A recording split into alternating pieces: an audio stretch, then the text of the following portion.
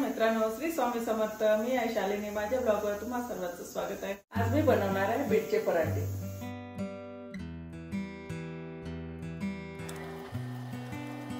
Bit माझे सोलून झालेले आहे, आता आपण किसून घेऊया।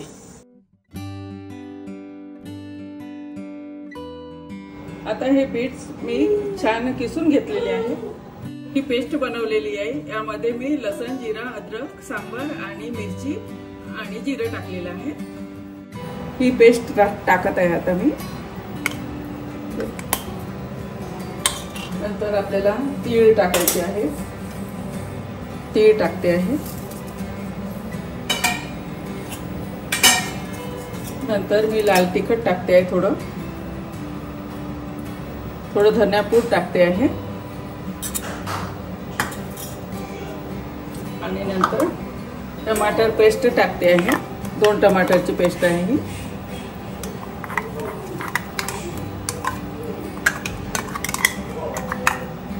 टमाटरने आंबटपणा येतो। आणि नंतर टाकते आहे मीठ स्वादानुसार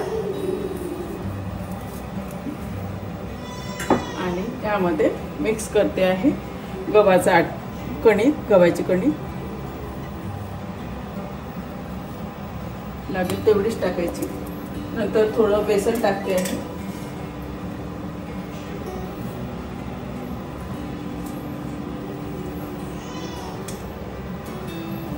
आणि आता मिक्स करते।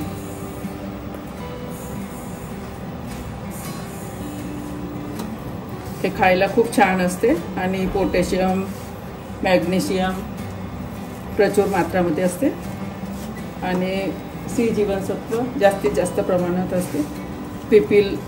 लो बीपीला, हाय बीपीला पण हे खाण्यास खूप उपयुक्ती असते।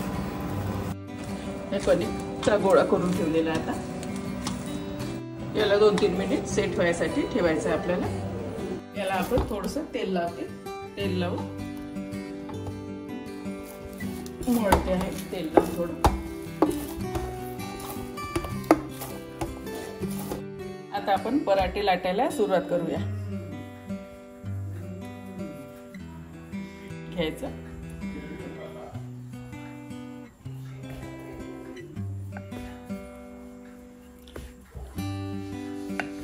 टमाटरनी खूप छान टेस्ट येते या पराठ्याची। आता आपण इथे तेल टाकूया थोडं।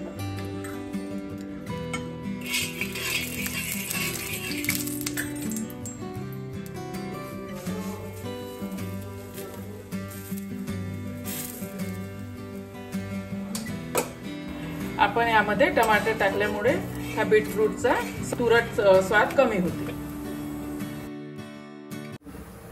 आता याला थोडं तेल लावून दोन्ही साइडने भाजून घ्यायचे। हे गरम गरम पराठे तयार झालेले आहे। चटणी सोबत, सॉस सोबत सर्व करा।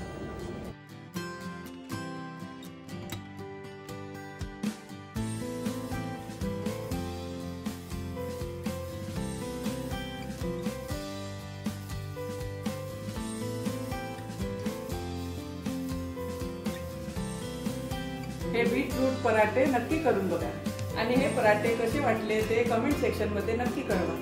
माझ्या चॅनलला लाईक करा, शेअर करा, सबस्क्राईब करा। नमस्कार।